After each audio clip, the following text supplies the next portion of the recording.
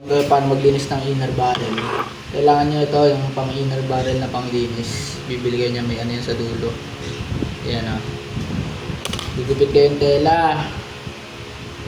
Gupit kayo yung tela dito. Ayan. Pwede nyo mabaan din ng konti. Ayan.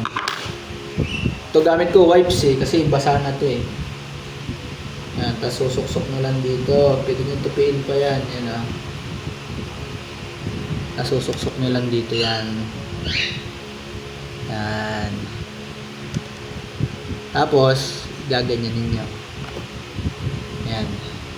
Ngayon, susuksok nyo yan dito sa inner barrel. Ito yung inner barrel nyan Alisin mo lang naman ito Yan, ito yung sa akin tight barrel na to Pag naka tight barrel kasi every gamitin mo siya sa labas, kailangan nilinisin mo siya.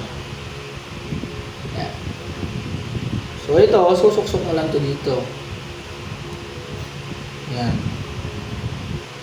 Papasok na yan kasama tong pag sobrang kapal ng pwede mo siyang yun. Ayan kasi tight barrel na to Ayan pasok mo lang siyang ganyan. Hanggang umabot sa dulo. Ayan. Tapos pwede mo itong ikot-ikot. Ayan.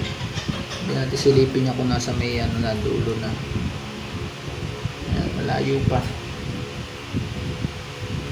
Ayan, usog mo lang to. Hanggang umabot siya sa dulo. Yan, tumagos na pala sa dulo. Ayan Tapos, hilahin mo na yung pabalik. Hilahin mo na yung pabalik. Ikot-ikot mo na lang yan. Yan malinis na. Ayan daming dumi Yan ang babara dyan. Daming dumi niya Ganun lang. Ganun na siya linisin. Tapos balik mo na ulit.